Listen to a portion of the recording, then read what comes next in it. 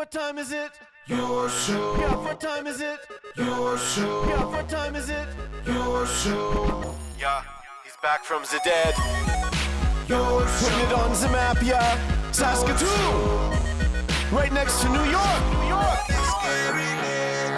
Yeah, what show, yeah. Your show. What time is it? Your show. Yeah, time to talk some shit, yeah. Your show. You've tuned in, yeah? Yeah, fun Maggie. Bark, bark, wolf, wolf, move on to treat, yeah. Keep listening. Hello and welcome to the Tuesday edition of your show. You could probably tell by what you just saw there. We got LB on the ones and twos today. Very well done with the T's, my friend, just like we planned out. This is your show. Still, as far as we know, the only live show on YouTube from 4 to 5 p.m. Monday to Friday, located in Saskatoon. And we are so damn grateful to be able to say that to you and thankful to have you along with us. We also make up all sorts of categories that we are number one in, and then we say we're number one. Like today, we are the number one show on YouTube that is riding the coattails of a studio recording session. We're number one. We're number one. We're number Sorry. one. Please hold your applause until the end of the intro. JK, we're number one. We're number one. We're number one. We don't like to brag. We're not braggarts. We also have a cam that everyone comes to see. It is compliments of our sweet, beautiful Margaret. We call it the Maggie cam. Look at her. She's getting so good at hitting her spots, man. Like, we're coming down to like the intro literally starting and she's like, okay, and she just hops up and dives on her spot, and look at her go. God, she's beautiful. The Maggie Cam for our best pals over at Pet Planet on 8th Street, your pet's natural grocer, Mike and Rochelle, along with Margaret's beautiful boyfriend, Leroy, always there to give you the greatest service in the history of pet stores in the entire universe. As well, if you go after hours or on the weekend, Kirsten, Shar, or Chris will take care of you with that same incredible service you've come to know and love from our friends over at Pet Planet on 8th Street, your pet's natural grocer. By the way, the cleaning station, the best in the city. If you got a muddy dog or animal, you can wash them there. That's the point of the cleaning station. It's very fun. So to all of our friends over at Pet Planet on 8th Street, thank you for being so damn awesome. We appreciate you greatly. As Margaret dozes off. All right. Every Tuesday, we get these guys in here, and we have all sorts of fun. You know one from all the bands, including Untimely Demise, Raven Witch, and Into Eternity. The other one you know from all the products, including soaps, lip balm, more soaps. Deodorant. The best deal in the world. Ladies and gentlemen, it's Uncle Mike and Matt from the band. Oh, nice fade. LB's been really flexing. I love those. Really so flexing much. lately with his swipes and I really fades and would- dissolves. I want the hard He's on fade it. so much, Yeah, though, but he's wipe. all over it.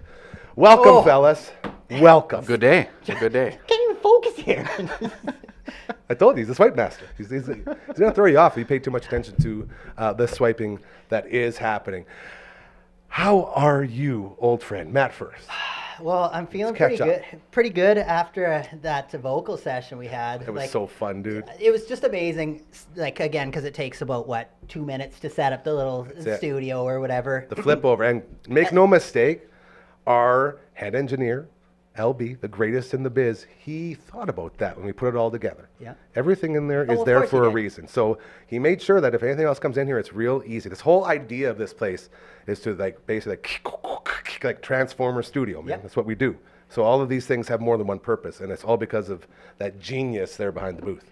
But yeah, so we set it up, and you're like, "Oh, should I start some things or whatever?" Because you're already warmed up. You're listening to the decline, and you're good, ready to go. I had my daily no effects cry you that had I have. Yeah, you had the headphones on, and then we hear Mike kind of skulk in, and Hey, like, guys. okay, well, because he had the first vocal. Let's get him in. So he comes in from like minus 30, dry Saskatchewan weather, and you kind of he had no voice.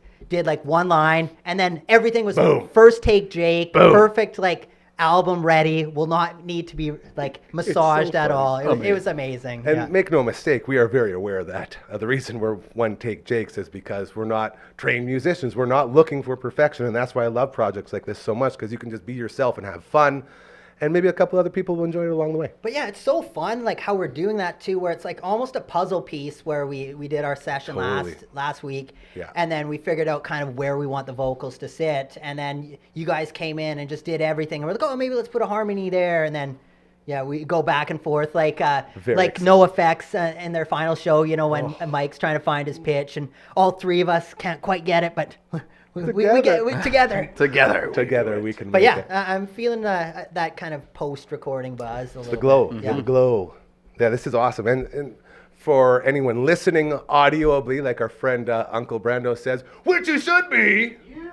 He's over playing some No Mercy right now, getting ready for some more records tonight. We are doing this as, I like to say, getting two birds stoned at once from the Trailer Park Boys. So this will also be the audio-only version of our audio-only show that we do called the All Out of Angst podcast. So to everyone tuning into that, welcome to the All Out of Angst podcast. Very fun. That's my intro. How are you, Uncle Mike? I'm doing okay. We heard you skulked in here a little bit. Well, you know, it's Sly Fox. winter in Saskatchewan, that's for sure. I'm sure everyone around here have been snow blowing and plowing and shoveling and, you know.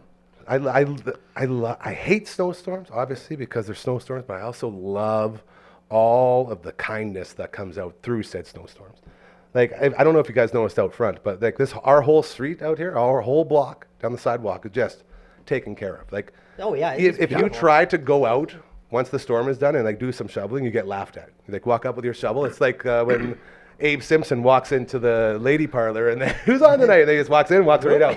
That's when I walk out to the front with my shovel. I'm like, all right, boys, where am I going? They're like, get the hell out of here. Okay, we'll see you later. Walk right back in, put the shovel down because they got the big units rolling Oh, yeah. through. Like they're Randy Johnsoning down these sidewalks, and they actually got it all the way up to my gate. So to my snow angels around here, I know Don, my neighbor over here, is doing a lot of it. Don, the best part about this place too is Don is becoming friends with everyone who comes in here. Like people will walk in like, oh, sorry, I'm late. I was just talking to Don. Yeah, that happened. You know, the other everyone day. does it. He's We the were- best. We were coming in last week, and he was doing some shoveling, and then your neighbor from the other side, Yeah, she's Darcy. like, she's like, oh, they're going to be getting the snowblower, don't worry. And it's just like, man, it's you crazy. guys out-Canadian each other so good. It's wild. And my only issue with it is, which I already am the laziest human ever, it really, accentuates that laziness, right? But you need to have some people that are doing less work to make, It's got to even out. You got I to. want 10,000 tough guys and then 10,000 not so tough guys to make the tough guys look even tougher. And Don even says, he says, oh no, I love doing it. He just loves doing it. So like, You I can don't tell. feel as bad. Yeah. Yeah. So to the neighbors here, thank you for being so incredible. To all the snow angels. Now I realize I put an alarm in here and I forget what it's for. So a little recap here. Okay. There it is. That's pretty cool. When I used to do a radio show back in the day, I would set random reminders in my phone. And what we would do is, because the show was from 2 to 6, so I just, whenever the night before I'd have something come across my brain while I'm medicated, and it's like 2 in the morning, I'd put it into my phone and forget about it. And then the next day it would ring during the show, and I'd be like, oh, that's right, random reminder of the day. And I actually got intros made for it and everything. And my boss hated it, so I wasn't allowed to do it anymore. So it got canned. But I realized, wait a minute, Yeah, I we like can it. bring this back. I It's one of like my favorite this things. shtick. And look at all the reminders that I had here. So all of these were old reminders that are very funny that I'm going to bring back. So all those are stories. nice. But this one today, this is a brand new one. So this is a random reminder of the day. The intro, I should see if I can find the intro. It's fantastic. Okay, here we go. So this is from last night, late. And I don't remember what I wrote about or what it, like anything. That's the best part. So we This- both yeah, it sort of could learn go together. sour Yeah, very it could be quickly. anything. So you can almost figure out what kind of mindset we're in here. So this one says, random reminder of the day. You know what I love to see? I spelled love with capitals. Really love Multiple it. O's. There are multiple O's. And Oh, you yeah, said lots cap, of- so are you like, you know what I love to see? I'm not angry. I'm Okay. amped up. Okay. You know what I love to see? When a defensive player helps a QB up after eating his soul. Sportsmanship, man. It's fucking beautiful. That's your random reminder of the day. Apparently, I was watching football. So as I was watching Monday Night Football, a soul must have gotten eaten by a defensive player. Then the defensive player helped him up. Sportsmanship. Apparently, we're big fans of sportsmanship around here. That's where you guys want to. You guys want to see here one more? Oh, yeah. All right. So this one was. So this would be years ago. This one was set for 4:11 p.m. It's on that one, so we could say it. Remember when people were saying that Bo Bichette should be sent to the minors or even cut because he's not good at baseball? A minor leaguer in the majors heard it all. It was very sad. I think he's very good. Yeah, that one didn't age. Not at all. Bo had a really bad season last year, got hurt, and he's not going to be a Blue Jay anymore. I mean, I thought you were talking about Boba Fett from Star Wars. So Bounty Hunter. About the Good old baseballs. Boba Fett. God. I am intrigued though. You said the animal wash. Like if I hadn't like an alpaca. Well, what's the size of this animal wash at? Over at Pet Planet East Street, Yeah, Pet's Natural Grocer. You could get an alpaca in there. Yeah? Okay. Oh, yeah. Well, maybe How it's big? Are we time to talking a get an full-grown alpaca. adult alpaca? Well, I don't know. I just want to know my options before I think go. if we animal open up both the shopping, I front guess. doors and walk that bad boy in there, we can't get them into. They have a giant tub for like big dogs. Oh, yeah. Any dog fits in there. I don't know about alpacas. I don't even know the size of alpacas, but I'm Now just you got me know, thinking. I'll ask Mike or Rochelle. We'll see. or like an emu, maybe. Or maybe an emu. What do you have? $1 million? Maybe, hopefully, soon. Isn't that the line? Yeah. Or maybe an emu. if I had $1 million.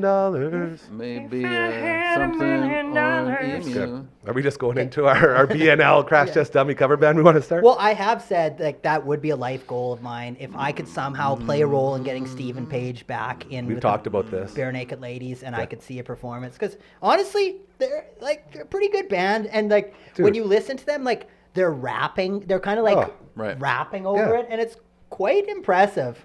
Like Dare I say, their version of Lovers in a Dangerous Time is better than the original. no, I love it. without a doubt. We were lovers in a dangerous time. Like it hits on all the notes. That's why, and leave it to Coach Mazer, who's like, I always say he's my ghostwriter. He's the other half of my brain, like all the crazy stuff. He's like one of the few people that think on the same level as I do. Insane. Well, so do you guys, by the way. So welcome to the Insane Club. Nice. It was either going to be the Crash Test Ladies or the Bare Naked Dummies, and it was going to be a BNL Crash Test Dummy cover band. Oh, Once there was this girl who, you know. I saw Crash Test Dummies but the last time they came, and it was freaking amazing. But like, what's his name? Okay, I can't. We don't know the names of the Crash Test guys. I Come on. should. But yeah, he came in, and like the first 10 seconds, you know, with his real low voice, it was like shaky, and then he locked in, and it was album quality, and it was so cool because sometimes he'd like be playing an electric guitar and like playing the solos. Sometimes he would just be like standing up front with like his arms crossed or whatever. But it was just like the opposite of a power stance. Yeah, it was so freaking badass, and I was blown away. And this was during the COVID time, so we were all like all masked up in Broadway theater. Yeah. And so you know you're doing the like have a sip of beer or whatever, and then my buddy had brought in a vape or whatever, so we were kind of we were Vaping at the dummy show, Well, bro. yeah, and like the people in front of us, you know, with these like nice blazers and everything, they're giving us the most evil stare. What like the hell, guys? Like This the isn't a worst rock thing that you concert. get a little waft of like vape at a rock concert. True, it's Crash Test Dummies, but Brad Roberts, that's his name. Took you long enough. I just wanted to keep talking about nothing until I Killed got it. his name. No, that was perfect. We call that dancing in the business. Dance? That was a great dance right there. Dance. I'm speaking of dancing. We got LB running the show on Thursday. He's looking at me like, "Oof, I know how to dance." International Man of Mystery. I'm sure that you are an incredible dancer as well. This guy probably has cardboard that he just carries around with him just in case a rap battle breaks out. I feel like he would destroy in a rap battle. Either way, he's going to be doing the show Thursday as it's American Thanksgiving, which means our good friends at Sotner Concrete Services is having the annual American Thanksgiving Party, as football is the name of the game. So you got a game at 10:30, you got a game at 2:30, and you got a game at 6:30. Oh, So that's a we full go day. over and the chefs cook an amazing meal. We sit and we watch football all day, and it's so much fun. So this year, I'm very excited to be a part of it. I missed the last couple of years, and LB is going to be running the show Thursday. So it's going to be a lot of fun. Sweet. Very excited for that. That's just a little bit of something. So we were talking about the snow, as there is a lot of snow, and not the idea of, but the stories that come along with big snowfall are usually pretty interesting, because we've all, living where we live, have gone through some very interesting, dare I say, scary road trips, driving through treacherous terrain and all that stuff. You sort of got us started on that. Maybe tell me a little bit about what you've been through on these roads Yeah, as well, I'll people just- continue to clean themselves out I'll of it. pick a few random ones. Like And like you said, they're not really entertaining, but they sort of yeah, paint the picture. they're all the same. The one that just popped into my head now, again, because we used to take that old Yorkton route to Winnipeg, which is it's a one lane highway. It's not as good. I don't know why we ended up taking it. I think it's like a little bit shorter, but In theory, yeah, I think but it's a little yeah, bit shorter. But because you're passing all the time, you end Right. up burning more gas. Yeah. But yeah, so we had went all throughout the night driving home, because we used to drive up almost every weekend to Yeah, jam practice. with our drummer and, Yeah. and guitar player in Winnipeg. And I'm gonna say like just a little past Colonze, like we were coming towards Saskatoon, and the road should have been closed, but we started hitting those, where the drifts go across the whole Oh, highway, and yes. it's almost like a concrete consistency. So like you go over and it's like, Yeah. and old Merbs is driving. We got Testament blaring in the stereo. We've got all of our gear loaded up in our Chevy Cobalt, and just the just Cobalt. load it to the nuts or whatever. Anyways, we hit this one drift. And we go completely 90 degrees. Murray turns into the steer, and we're going again with the over the wall, listening to Testament, get through it, and then as we go by, there's a car there, just everywhere else, Graveyard. and ended up making it home, and it was kind of one of those things where you just got that cold sweat, and you're like, we're never doing this again, and the next weekend we're out. But Did the exact same thing. Yeah, man. But yeah, just a million of those types of things. It's funny how you explained it perfectly. They're like giant speed bumps literally Yeah. out there. And they'll get you. Like you always think like, oh, I don't want them to close the roads down, but it's like, There's a reason. There's a reason why you close down Yeah. the roads Yeah. sometimes. Well, I was, I guess it was, I don't know, last week snowstorm. Not this week's, Yes. not this Yeah. week's. Recent. The Here we first, go. the first Okay. dump. And quite blowy. Like it was way more blowy than it was these last couple days, right? Like we Yeah. accumulated more on Saturday and Sunday, but it wasn't. So way more drifts last week. And the visibility. Yeah, visibility was terrible. I was going to visit my mom because she's in a home kind of just down the road from us. And I mean, this isn't really life or death or anything, but not thinking about it, I just take the back road because it's like, it's just easier. And it's kind of one of those things, like same thing where you hit drifts and it wasn't so bad, and then you keep going and keep going. It's like shit. Like now I'm too far Yeah, into it. You can't turn around now, you so you can't. just have to keep going, right? That's the worst And it's just you're just hitting these drifts, and whatever. Eventually made it there, and everything was fine. But it's when you have a low car that's got little to no clearance, and you're dodging drifts, and it's drifts, Saskatchewan. It's winter. What do you do? It's winter. I mean, we have to know it's coming. It's just always a shock when it does, I guess, a little bit. This is great. I'm just realizing this plays right into our all out of angst sort of format because we're just the old guys talking about the weather now. Yeah. We did it. Old man We made gets it. mad at the weather. We made it. It's because it's howling. That's it. All right, I got two for you guys. Buckle up because these are real doozies. So I was working in Slave Lake, Alberta. Would have been 2002, I believe. And I was home for Christmas. And it was great. It was fantastic. And then I had to be back for Monday. I was doing news and sports on Cat Country, KWA. And my shift started at 5 a.m. So we had supper on the Sunday. And it was snowing.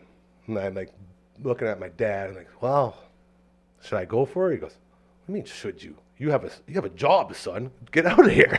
Like, all right, Pops, you got it.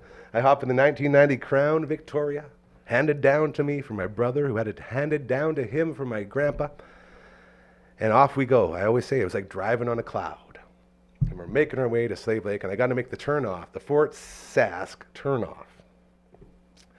And it's a big runway, and then it's got a bunch of steel posts on the turnaround as it goes uphill to go towards that way. So I'm in the Crown Vic. I'm going about 70 because it's obviously a snowstorm. Everyone's going slow.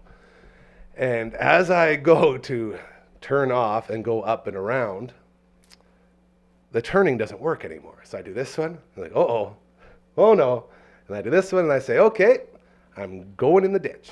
So first things first, we have to get through this post and this post while we're going up on an angle and make sure we don't hit any of those. So I take her straight, and I go, like, I really, really wish at least one person saw this. Because if you didn't see what happened, you would never believe it. It's just one of those moments. And so I go straight through the posts. So we got that done. Like, oh, thank goodness. And now we're going down. And as we're going down, I floor the gas and I slowly turn, and it takes, and I revving up, I go flying up this hill and shoot back on to the road, dodging again 2 posts that are probably no more than 5 or 6 feet apart. Like literally the car wouldn't fit if you drove it through there. But I had some sort of angel just I think picking you me had up and guiding me in back. Divine intervention. This whole time I'm screaming, oh my God, please God save me, take the wheel, Lord. And then it's like nothing even happened. I come out the other side and I'm right back on track. And then no one's there to see it. Not a soul, because it's a snowstorm. You're not supposed to be freaking driving, man. Mm-hmm. So I come up the other side and I'm right back, like literally. It was about 30 seconds of chaos, and then just, I was breathing, and I was like, oh, that was crazy. And I pulled over, and I called my dad, and I have a cell phone. These days, I had a cell phone for emergencies only, because I'm not a cell phone guy. So I'm like, this is kind of an emergency, so I called Dad. Hey, it's that Fort Saskatchewan turnoff here, and I almost died. He's like, well, you good? It's like, yeah. Like, okay, well, why are you calling? It's like, See you later. I had to tell somebody. It was crazy. I almost died. Anyways, we drove slowly the rest of the way, and we made it. I think it was an extra like 3 or 4 hours. Oh. So instead of being like the 10 or 11 it's supposed to take to Slave Lake, it was like over 13. But we got there, had like 2 hours sleep, and then I was on the air the next morning, bringing people all that real important news in Slave Lake. That's the first one. That one shook me. The second one, we love going to football games with the boys, and we were on quite the streak for a while before everyone got married and had kids, where we go to different games. So my buddy Pistol Pete took me out to a lovely Buffalo Bills game when he was living in Toronto. That's my first one. And then later on, we went down to Miami. But in between those two, my man Vern, my sweet, beautiful Vern, one of my oldest, bestest buddies, along with my buddy Sven and my buddy Lame Train. Speaking of Cobalts, we're in my lovely, I think it was a 2006 Cobalt or a 2000, whatever it was, something, but it was a great Cobalt. And we decided, boys, we're going to take this vehicle to Minnesota. We're going to go to a Vikings-Packers game. Nice. Hell yeah, dudes. Everyone piles in. We leave from Saskatoon, Lame Train and Sven and myself, and we get to Regina. We pick Vern up from his law office because he's this big, important lawyer. Just joking, Vern. I love you so much. He's my sweet, beautiful prince. He is a big deal, though. It's kind of funny that these guys get pulled down by my presence. You know what I mean? So we go literally into his law office. Vern, we're going. Get out of here. We yank him out, and we start hitting the road. And right before we hit the border, Lame Train and I decided to smoke a little left-handed cigarette, and he put the leftover in his pocket because he tends to do that because he was smoking the Colts at the time as well. So he had a half-smoked left-handed cigarette and a half-smoked Colt, like cigar, in his pocket. So we go in there, and they sniff right through us. They're like, all right, boys, we're going to have to investigate this. You get in the holding cell here. So we're sitting there at the border, and it's like, by this time, 9 p.m. Like, it's getting late. We got a lot of driving to do still. And they literally took us one at a time, and they went through all of our stuff. They didn't find the stuff in his pocket, which was great because that would have been a real issue. We thought they did because he was in there the longest, but they were just grinding us to see if they could get anything out of us to, like, you guys are trouble. Right. Went through our whole car, like, did the whole 9 yards, and we told them, like, yeah, search everything, like, we're fine. And they let us go. So we have a golf tournament called the Mangler Cup that we did for a long, long time. And there's MVP votes, and inside of my wallet, I'd kept a bunch of these MVP votes. So the guy's going through my wallet, he pulls these things out. One of them says, G-Force, because you have the biggest wiener, and like all these like hilarious, not appropriate things are written on these little pieces of paper in my wallet. And the guy just goes, dude, what are these? It's like, those are mementos from a golf tournament I played. He's just like, come on, man. Like one of them says, I would leave my wife for you in a heartbeat, MVP. It's just like these dumb things, but they're mementos for me. So besides that, we're all clear. Knock us all down a peg, and we get going. And as we're going, the snow is picking up. And we realize no one else is on the highway. It's just us. And so we're driving down. Now we're in America, so we're on the other side of the border, and one vehicle passed us. And I was driving at the time, and we were going about 60. One truck passed us, and we all said, boy, that guy's not going to last long. Sure enough, 5 minutes later, he's in the ditch.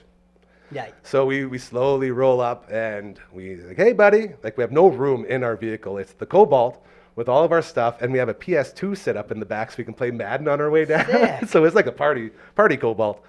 And we told the guy, like, hey, I don't know, like, we can try to squeeze you. And he's like, no, it's all good. I got a guy coming. I was like, all right, well, if you're good, you're good. And we get going on our way.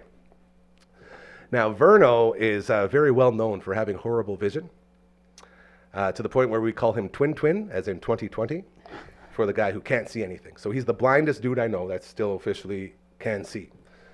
And he says, all right, boys, I'll take my driving shift now. I go, all right, look at that. Everybody's like, are we sure about this? Like, yeah, okay, let's see what he's got. So he hops in there. I hop in the passenger seat, and we start going again. All right, now, Vern, like, we want to keep her around 60 or 70, nice and slow and steady. It's all good. He's like, oh, yeah, I got this. And he's just going like this. And after about 5 minutes, we start getting into the roadblocks, like the big, huge snowbanks are in the middle of the highway. And it was like a slow turn. And there was a couple other points where like, whoa, hey, to let him know. But this one, he does a slow turn and hits this snowdrift and he goes, ah! And we start doing a little slide. And then we finally come to a stop. Again, thank the good Lord, there was no other traffic out there because we would have been dead for sure. So he pulls over and he looks at me and goes, I don't know if this is a good idea. Like, Twin, get out of here. So I hopped back on. I ended up driving the rest of the way. It was another one of those like 14-hour drives. Everyone slept. We pulled up to our hotel in Minnesota at like 7 or 8 in the morning. And I was so tired because I did the whole drive because I didn't want anyone else to have to deal with it because it's my vehicle. I should be the one if anything happens. It's on me. And we got there, and the boys let me sleep for a couple hours before we got back at it. But boy, oh boy, that ride up, I'll never forget it, man. We went through it. Like, those are those moments where it's like, oh, man. Was that U.S. Bank Stadium that you saw that game at? It was still the old one. I think it was still the Metrodome. Cool. And it was so cool in there, man. It's fantastic. Okay, I think I have one more. I'll try and give a Coles notes, and I'm not going to use all names because good. So 10 years ago, we were playing the Death to All Western Canadian leg. So this is again a band that influenced Untimely Demise like greatly, and then Obituary was on that tour. So like a bunch of big metal bands. So normally we wouldn't tour in late November in Canada, but we're like, this is a sweet tour. Yeah, can't miss that. So, and again, we had members that lived in Winnipeg at the time. So, okay, to make everything work, we like took the people from Winnipeg came, dropped their. It was like a Sprint. It was like a little hatchback vehicle. I didn't know at the time, but he just had summer tires on. So he parks the vehicle there, and again, I didn't know at the time, but this the person who had this was bringing a quarter pound of the good stuff. The good stuff for someone on the tour or whatever that had requested it. I haven't heard the term quarter pound in a long time. Yeah. So yeah, that vehicle was parked in front of my parents' place or whatever, and then what was going to happen? And me and Aaron just started dating like I'm going to say a couple months before this or whatever.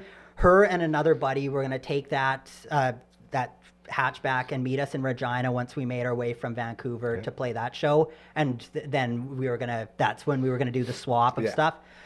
So there was a huge storm here and the roads are icy, and Aaron and my buddy started taking this vehicle, and just I think on Circle Drive or something, he like hits the gas, does a full 360 or whatever, and then just couldn't keep it on the road, and like they almost didn't come or whatever, but I guess he just like got out of the vehicle after they did the 360. I think he just like had a smoke or something and kind of regrouped. Deep breath, and they like white knuckled all the way to Regina, but I had no idea that I was like giving a vehicle that Aaron was going to be driving up that had summer tires, and this is before legalization. I didn't know it was going to be full of like that's not just marijuana. That's not just a little bit of a little bag. That's a lot. But yeah, that was a crazy tour because from Vancouver the roads were shut down, so we had to stop halfway through Vancouver, and I think it was our Calgary show, and they opened up again just in time for me and Murray were each driving a vehicle. We made it to Calgary 20 minutes before our sound check. We didn't have any sleep, and then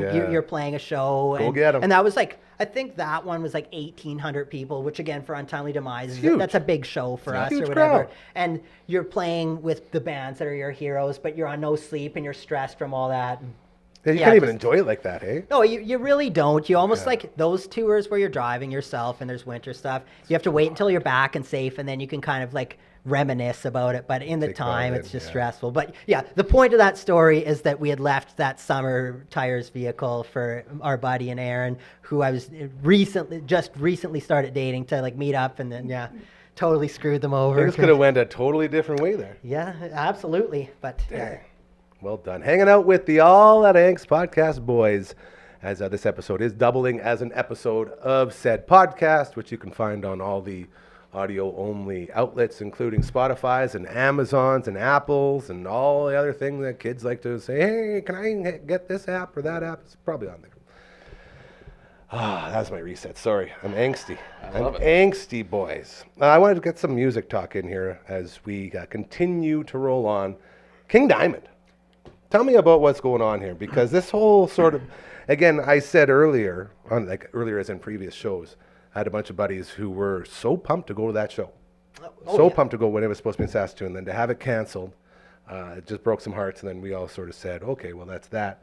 But apparently there's some guys that were still chasing the Diamond Dream. yeah, well, because it's so weird, because you're figuring it was sales. I don't know. That's probably why. But it was weird that Saskatoon, Edmonton, and I think one other, like, somewhere West Coast, U.S., those 3 dates were canceled. And we're like, and they just said due to unforeseen circumstances. Right. So it's super vague. That's the easy out. Kind of like, that Usually sucks. the one And that then, means anything, yeah, yeah. like I know my one buddy from Stryker, or he used to play bass in Stryker. Now he's an EMT guy or whatever. He's saving lives, but he's still into music, and he played in another band, Traveler. But either way, it got canceled, and he's like, well, I'm getting a ticket to the Calgary one because that one was still on. Yes. And again, they had the same storm system that we were having. So he drove up, and then I just see the Facebook. I'm reading the comments of my other buddy from Edmonton. He's like, yeah, it looks like the Calgary show is canceled. I just read that. So don't bother going up. And then I see my buddy Dave Arnold. He's like, dang, I just got here. And, yeah.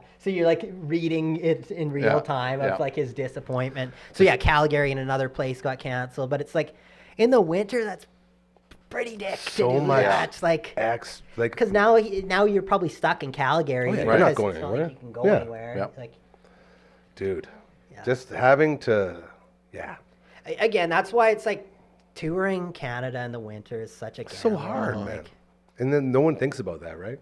You just see a good looking spot that fits into what you're putting together, and so you just throw it on there, not thinking, well, at this point of the season, that might be a rough spot to get people out. Absolutely. And the worst, like, it's Vancouver to usually Edmonton or wherever, Calgary, that's, I don't know, 11, 13 hours. Like, it's quite a trek, even when it's like summer conditions and good. So like you throw where you have to slow down to like 80 the whole way, and then you get a road close or like some bad, like it really turns into a long time. So yeah, I hate those drives. Do you think King Diamond is looking at this and saying, man, I feel bad for not getting that done. I'd love to come back here. Is that something you think goes through his head? Well, I think it's disappointing because I don't recall a time when he's played Western Canada. Yeah, Like, that's I why don't- everyone's I don't so know- pumped. Yeah, so it's like a unique thing, and this is a chance to really sell your band. And these are the things where, that can turn into you having a nice second wave of your career, a third wave of your career. And I don't know. At this point, I'm a little sour where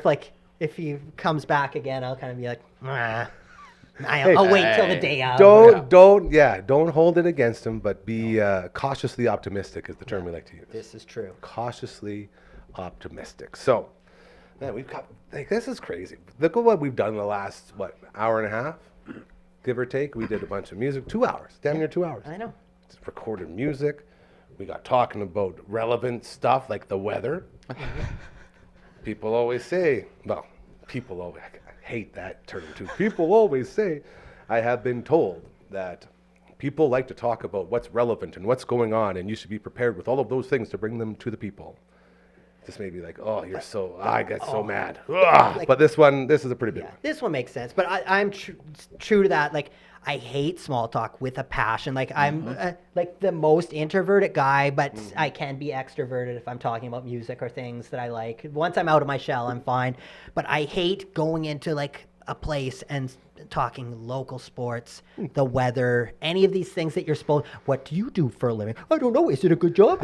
Like, I just don't like talking about that stuff. To me, it seems like it's just like you're going through the motions, where I prefer to just have a deep conversation about something else, or just Not talk too much about what to I ask. love or whatever. Yeah. But yeah, so the fact that we're talking about weather, and I passionately hate that, but hey, we're adding some stories to it. Like, for example, when I was getting in my car the other day, it wasn't shoveled around it, and I like kind of just like stepped around to kind of give myself a path to like brush the snow. Like stomping the snow down? Yeah, so I did that, and then I needed to make my way to the like plug-in or whatever, and there was like no shovel, and I could have like traipsed through all the snow, but then the snow gets in your socks, and now my feet are gonna be wet for work all day. Wet socks. So I basically took the windshield scraper and just like did like a kind of a Canadian like curling sweep. Where Very hard, hurry! like, maybe like a few like flakes at a time, where just like I was probably. I'm going to say 3 or 4 minutes of doing that. And anyone would have seen me. They're like, this guy, he's Who taught this guy? special guy. First winter in Saskatchewan, eh? I remember my first winter. But my hands and feet didn't get cold, and it worked. But Who's laughing now? I'm fine with looking like a dork. Yep. So that's... Dude, I'm only going to tell you this out of unison between our souls. I shoveled, I think, 5 different times during the storm. And each time I was... So I had pajama pants on, and they were really tight pajama pants. Probably not made for a fellow like me, but I digress. I had them on. I had my patented smoking jacket, a.k.a. the robes that we got. Got a lot of robes here. I had a robe on, tied up, put a toque on, and I don't have a single pair of gloves in my house. So I used 2 pairs of socks on my hands. Oh, man, yes. And I got on that shovel, and boy, did I go. And I shoveled with socks on my hands and a robe around my body. So I looked probably maybe a little bit less dumb than you. Well, I can. That was a joke. I might be able to one up that though, because I was taking out the kitty litter yesterday. Here we go. And again, I'm all sleeves or no sleeves, and when I'm doing work inside, I just had sleeveless on, and I think I was wearing like a similar to like your like schlubby pajama pants. So I had those and sleeveless, and I was taking out the big bag of kitty litter, and my neighbor. Well, first of all, she's like. She's like, yeah, I'm just calling Jonas, that's her upstairs, to push me out. I'm stuck, because I had asked how it's going. No. I was like, well, I can help you or whatever. So, threw out the garbage, and I came back, and again, I'm just in my sleeveless shirt, and it's probably minus 20-something, and there's people in the back alley kind of looking at me like, this guy's a special little guy. This guy's on yeah, something. either way, it was awesome, because I used the fence or whatever as like my prying thing, and used that for leverage. And I got a quick push. Yeah, we were just locked in where my neighbor, she was like, "Woo," and we like with 4 Rocket, pushes, baby. got her Rocket. out, and she was locked in. But then she had this interesting route where she decided to just back out all the way through the back alley and then into the side street that's full of snow, and I almost got stuck of course. again. It's like, I'm gonna be So then pushing I'm her like out kind again. of like in the back alley for like 2 minutes, like making sure that she didn't need another push. Yeah. She was out, and then a couple hours later, I open up my front door, and there was a couple little beers left for me, which was kind of, it was pretty cute. Yeah. Man. Yeah, there's something special. You get a good feeling. I guess because you're helping someone, hey? That's what it is. When you push someone out that you've never met before, and you sort of have that, like, thanks, bro. It's like, thank you. Yeah, especially when it's someone you're never going to see again. Yeah, There's something right. cool about that. Man, at the old house on 4th Street, I was coming home one day from work, and it was a corner house. And I pulled up into my driveway, and as I'm pulling up, I noticed a car stuck in the back alley. So I didn't really look much. I pulled into the garage, and then I got out and walked around and looked a little closer. It was a cop car.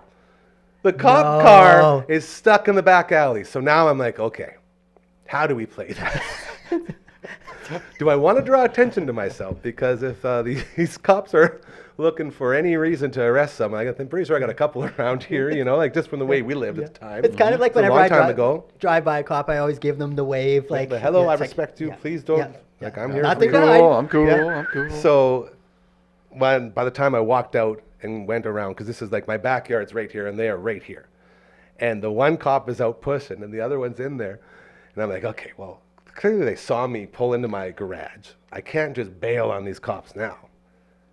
What do I do? So I look over and then I see they're struggling and I say, hey, officers, need a hand? Like just the happiest neighbor, eh? And the cop looks back like, you got a shovel? Like, yeah, I got a shovel. I go over and I start digging out with the police officers. And the whole time in my head, please, please, please, like, don't ask me my name or don't ask me about anything. Like, let's just keep this very business-like between us.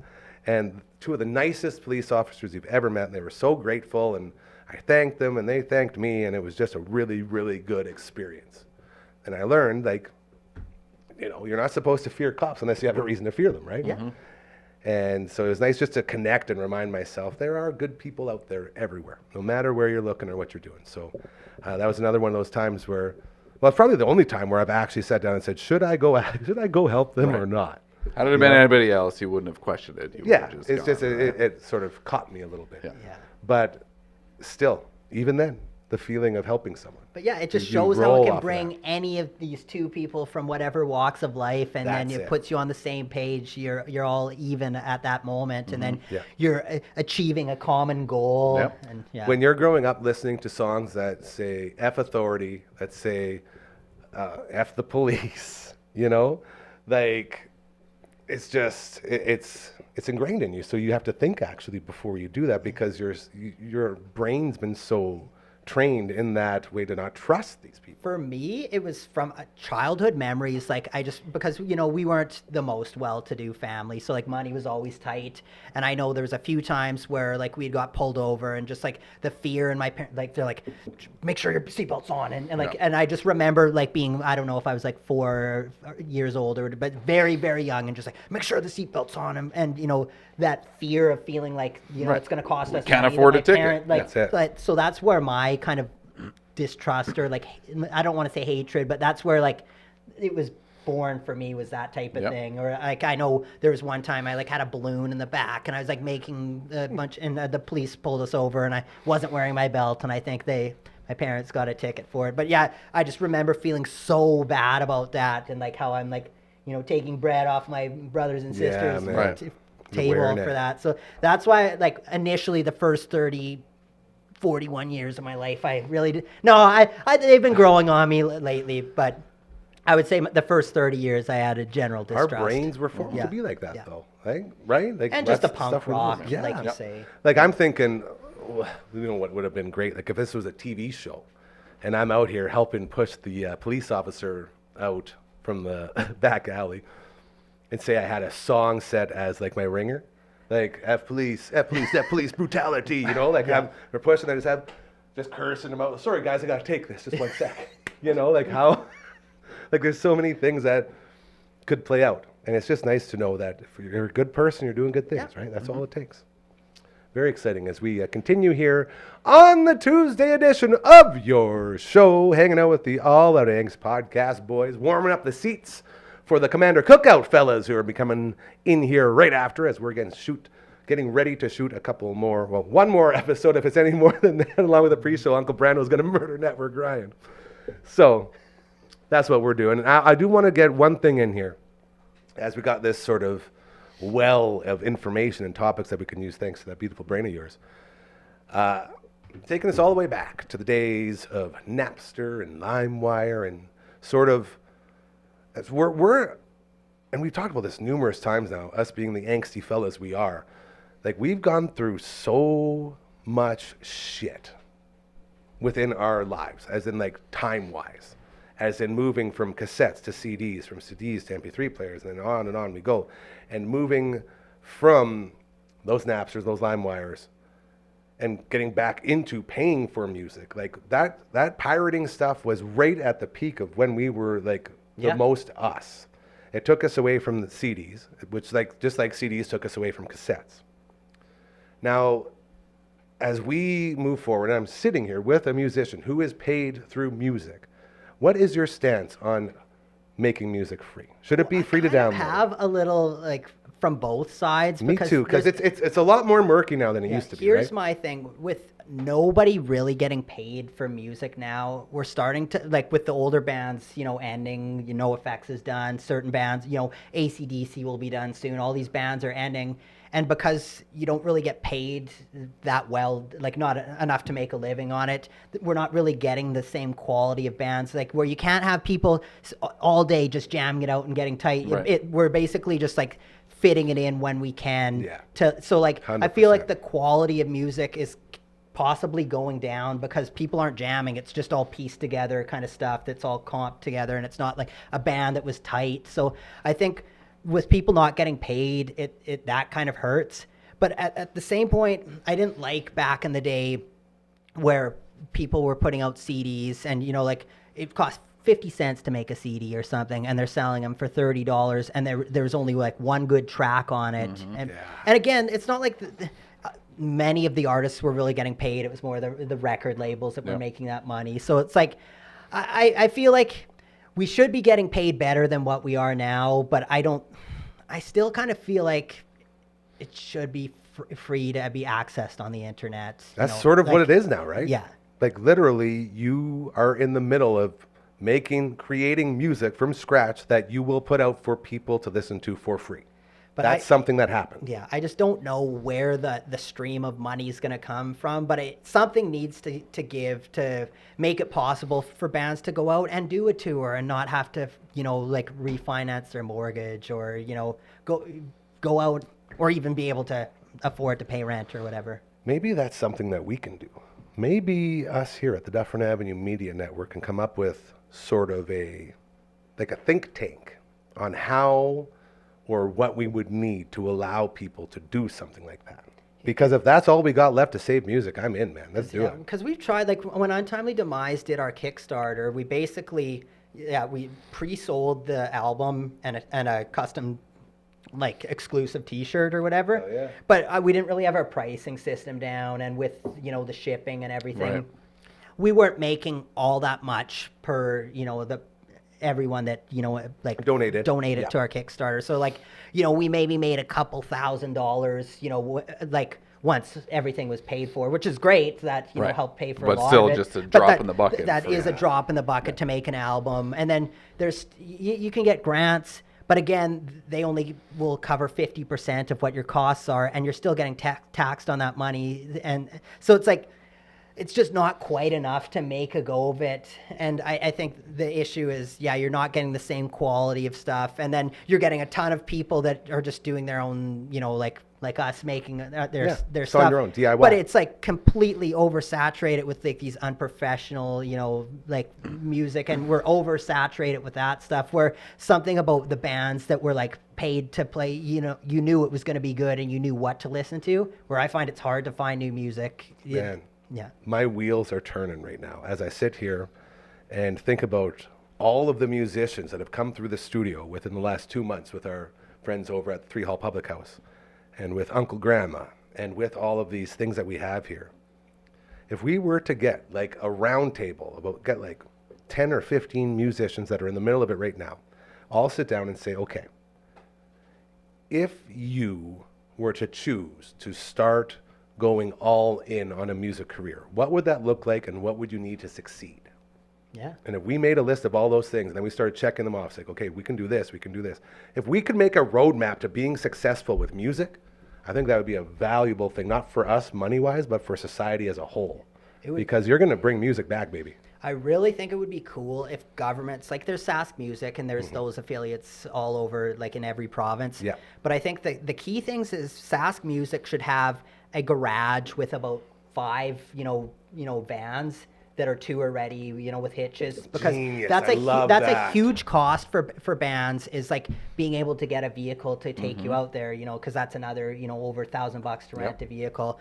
And I would also like to see, like, maybe there's like a kind of like a circuit of venues, so like Amigos and all the like Starlight Room in Edmonton, Exchange, Sign 'em all on. and with these venues have like standard backlines that have like the cabinets and like a good drum kit and stuff. Everything so we ready. don't need to be bringing all of these, like there's That's no one. That's not one of your commandments, yeah, bro. there's no reason to be That's it. moving all that stuff when everyone has them. It's like, seems pointless that everyone needs to have their own little cabinet and stuff. So I think things like that could really drive down the cost to tour. And then I'd just like to see, maybe rather than grants where you have to pay 50% on your own, it would be nice if it could just be like hey, we're willing to give you a drop in the bucket to help out, like whether it be $1,000, you know, bursary to your tour or Dude, something. Not But even that. Like, let us sponsor you. Let's give you a logo, slap it on Yes. your guitar. Let's Yeah, do absolutely. business. That's what I'm learning, man. Business, and I use the term business as like business, all of it. It's as crazy or as simple as you want to make it. That's what I'm learning as I, you know, run around with my head cut off around here. The business side of things is like, as long as you're passionate about what you want to get done and how you want to do it, and kind, and you're not in people's faces, and you're not, I have to run business, I have to do this and that. Like, if you can come into a business interaction with an open mind and an open heart, it's so easy. It's so easy to meet in the middle. Yeah. It's just it's so hard for everyone. Everyone's like just grinding. Oh, it's tough. we gotta get rid of yeah, that. I forget. It was one of the guys from Exodus said basically musicians are just walking or traveling t-shirt salesmen. Like that's Right. I've heard that all one it a is. lot. Yeah, and it's kind of sucks because, you know, t-shirts are expensive. You have to pay to get art, and then your margins are pretty light. And then when you play the bigger venues like Opera House and certain, they take a cut of your, which is all your margins. Stuff, yeah. That's all that you That's where it have. goes. So it's like, that doesn't really seem like the solution for musicians to get paid. So something else has to, something has to give. I think we're onto something here. Uncle Mike, as you get set to finish that yawn. Sorry. No. So don't you ever apologize. fading over Trust here. me. No, it's all good. Dude, you had a day. We all had days. And you poured your heart and soul onto wax today. So you got that wearing on you. What's your stance on free music for all? What do you think about that?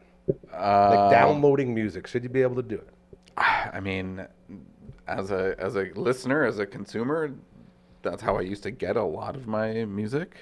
But And then when I would, you know, when bands would come, then I would go to the show or support or buy some merch. I would still buy CDs, obviously, but I don't buy as much music now because I can't afford it, and I don't feel like paying the Spotify's or the Apple, because it's like the end musician is getting pennies. No, right? Basically, It's ridiculous. there's no point in doing that. But I also Seriously, think like you like- can't, like, that's how these people choose to make a living. It's like you gotta support them any way you can. Yeah. It's it's a tricky one. And maybe that's why I still listen to the same music I did 30 years ago, you know, because I have it in my library. Yeah. I'm actually in the process. I just built a workbench over the last couple weekends for course my you did. garage. So and manly. I've got this, like, you know, this 3-disc changer with the dual cassette Hell yeah, player. dude. The it's- party yeah, starter. I Hell yeah. gotta bring that thing out and put that. And then I've got tapes that I've, Yeah. you know, I found a couple DRI tapes that were like tucked away somewhere else. I mean, I've got just you know, all sorts of like taped tapes or just bought tapes, but like all the shit that I'm gonna revive and keep playing it because I mean, partly I don't put effort into finding new music. I think the avenues to find new music, even though there's the internet and technology, it's not as, I don't know. It's Right, it's like you got to oversaturated. sort Like, through there's so much 10 crap to million find bands, something yeah. half decent. So, yeah, I mean, so I just keep listening to the same old Man, stuff. me too. And like my thing is with, like, I have an Apple Music thing, and like there'll be weeks where I won't even open it. And then all of a sudden I'll get an email saying, hey, we're taking $12 out of your account.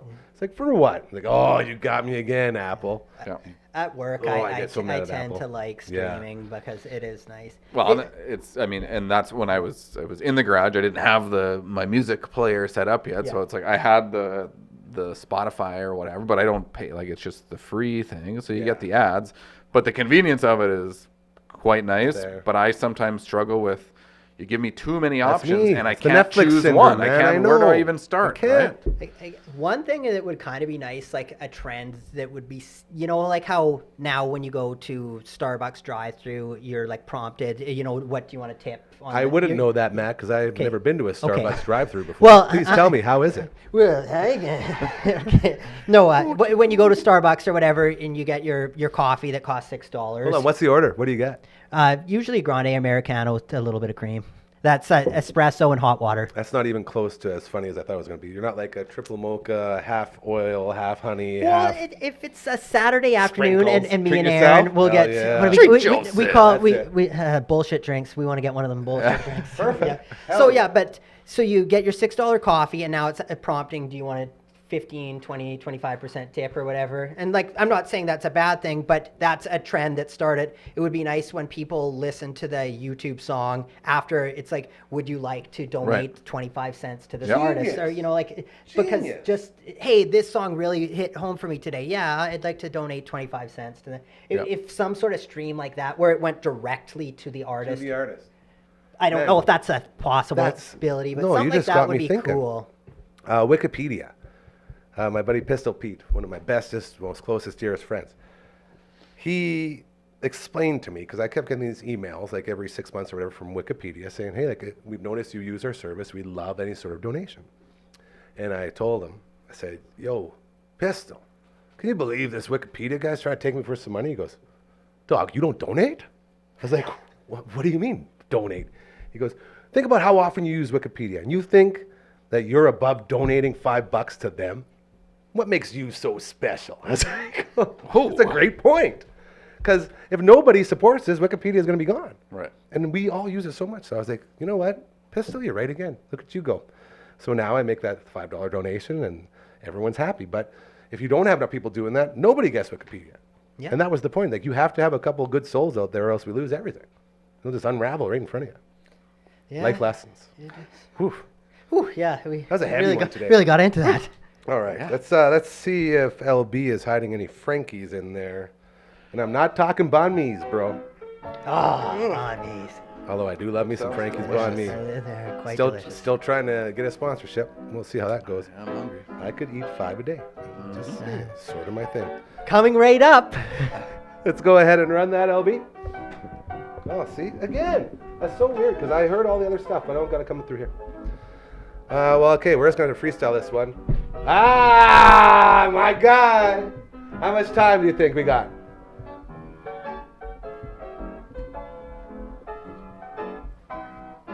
Perfect. Ah, look at that. As the boys play the piano. That's not playing the piano. That's digging. I like it. No, that's good. Sorry. I should never judge the artist when he's in the zone. Never question the technique, Gary. Right.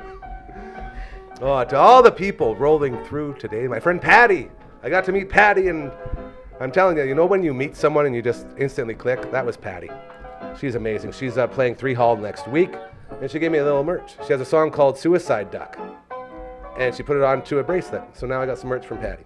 To Uncle Brando for making it in here. Thank you, old friend. It's always a pleasure. I can't wait to hug you.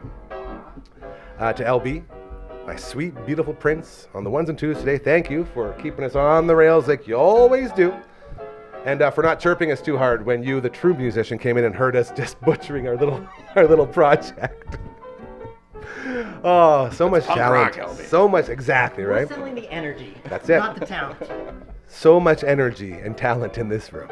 And to you two, jabronis, Uncle Mike, from all the natural products, thank you for always being you and being so beautiful and amazing. I love you. Matt from all the bands, thank you for always sharing your wisdom and your beautiful good looks. Not to mention your skill on the keys. To everyone, remember, karma is a very, very, very real thing, all right? You start doing good things, they will happen to you. There's a reason we end every show saying that, because it's a formula that works. Eventually, I won't be scared to leave the house anymore, and I can't wait for that day. Until then, we will keep doing what we're doing, and we'll be back tomorrow. 4 p.m., we'll check in with Adrian the Canadian on the other side of the world. It's going to be fun. Have a great rest of your Tuesday. Smell you later. That's his catchphrase.